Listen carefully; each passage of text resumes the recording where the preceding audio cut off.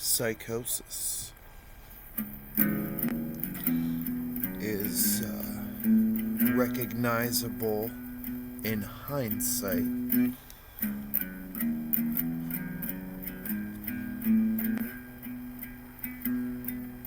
It isn't exactly the same between instances.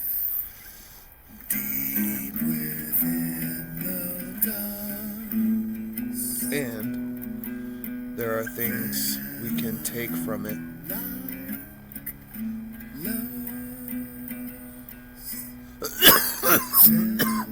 from an outsider's perspective. It's quite easy to tell that someone is experiencing this, but it puts you in a place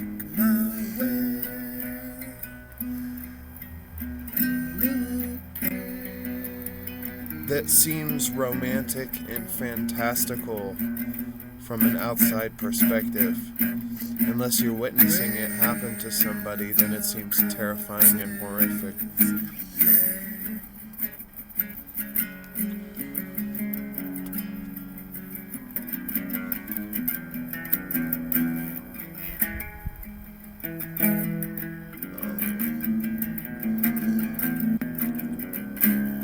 As you may know, many people think that the human brain is responsible for our conscious experience. Well, that presents two facts. Things we choose to put in our brains may influence our life experience, and the way our brains naturally process things will determine how our experience goes.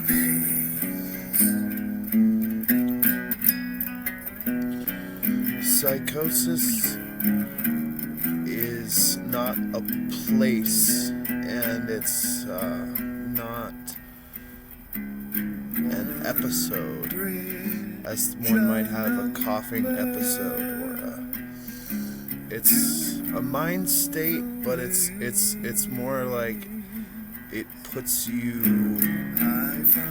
in a perceptual lock, in a way that the moon is geosynchronously locked in its rotation and revolution around the Earth perfectly, and we only see one side of it always. This is the defining factor of psychosis.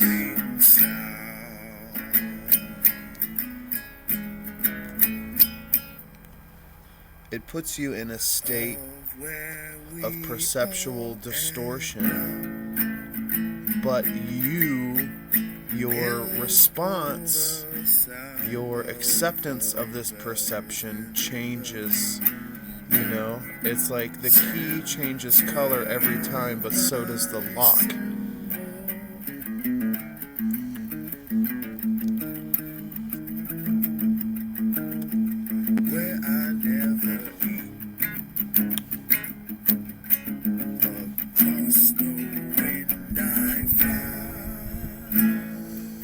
I have beautiful memories. Psychosis. Similar to being a middle to late teenager and going on the very last adventure with your friends through the woods before you all grow up and go different ways and you just want to believe in magic.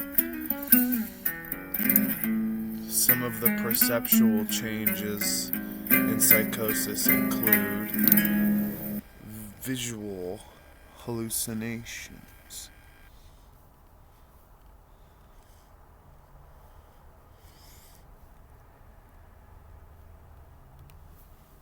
which are much like after images. If you stare at light and then look away, you'll see the opposite color. But it's that with no stimulus. It's like looking at a checkered pattern for too long and then you see gray splotches floating there.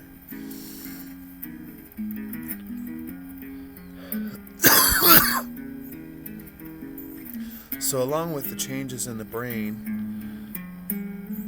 our changes in the perception, our changes in the mind, the way we receive stimulus and interpret it,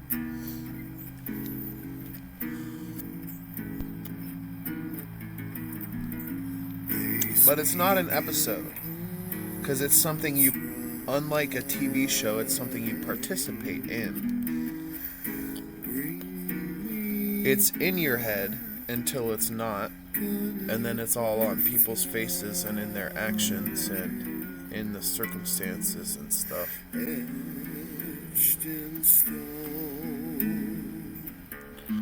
There really is no way out except for antipsychotics. Maybe. I don't know. Thinking back on it is different than experiencing it. It just makes you want to shut off your sleep, your food consumption. You're just overwhelmed with euphoric energy, kind of like bipolar mania. But there's also a bunch of psychotic delusions and like novel-esque thought patterns. It's like being in a movie or getting accepted into Hogwarts. You suspend your disbelief, and next thing you know, magic is real.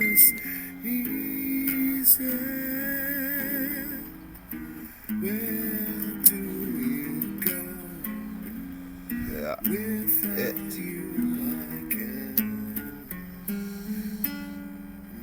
think back. The key is just... It's really similar to like tripping. Being in a different world mentally. You still see everybody and they look familiar, but the content, the landscape of what goes on, for example, background noise. You don't think about background noise until it becomes a problem, because it's telling everybody the details of your personal life.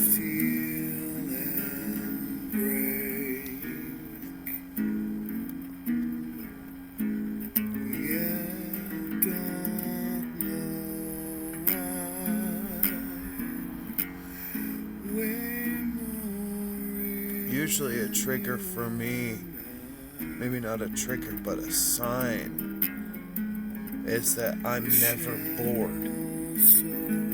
And then hallucinations become so present and so frequent that I feel like I'm on LSD or something. So just thinking back on it,